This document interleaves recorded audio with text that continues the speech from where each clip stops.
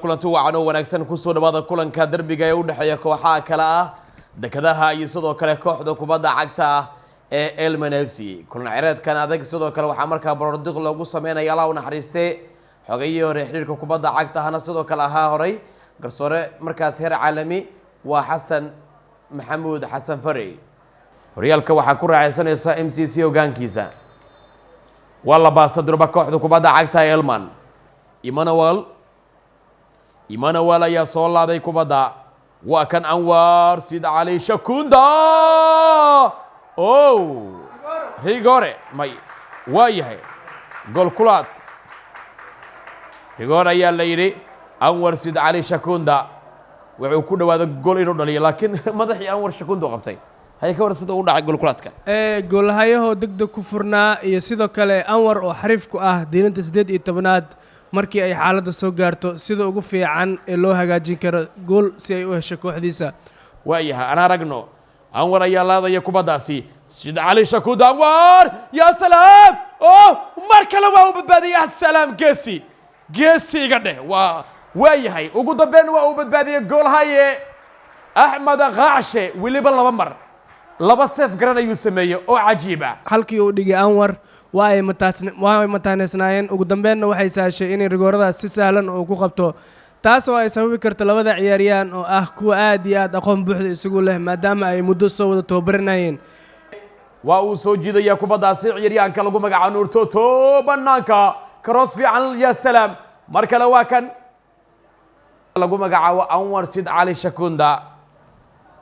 waayahay markan qatar ya salaam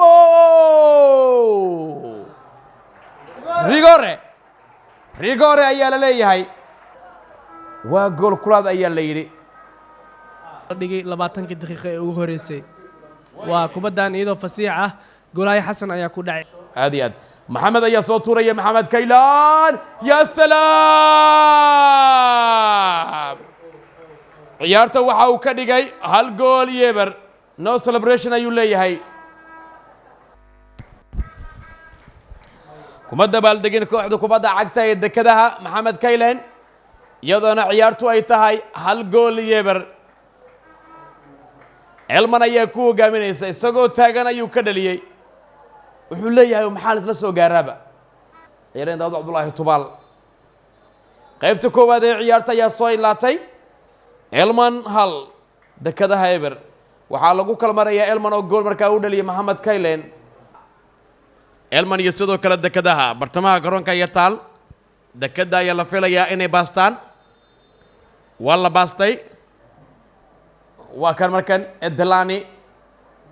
haya qatar markan ya salaam 1-1 ayuu ka dhigay Asagwo ciyaartu waa hal iyo hal Elman iyo sidoo kale kooxda kubadda cagta ee dekadaha gool cajiib ayaa laga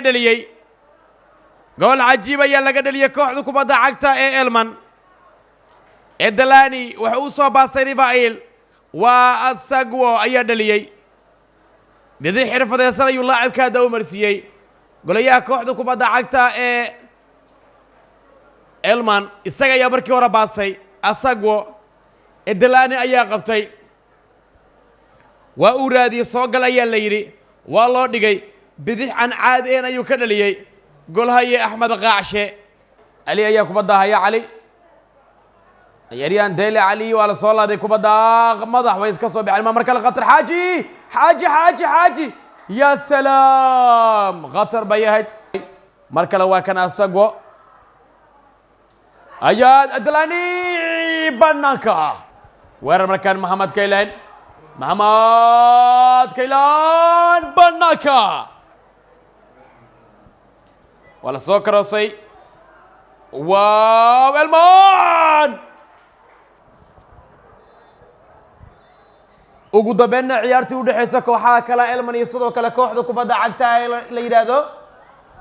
dekadaha waxay ku soo ilaatay hal iyo hal Elman iyo dekadaha hal ayay ku heshiiyeen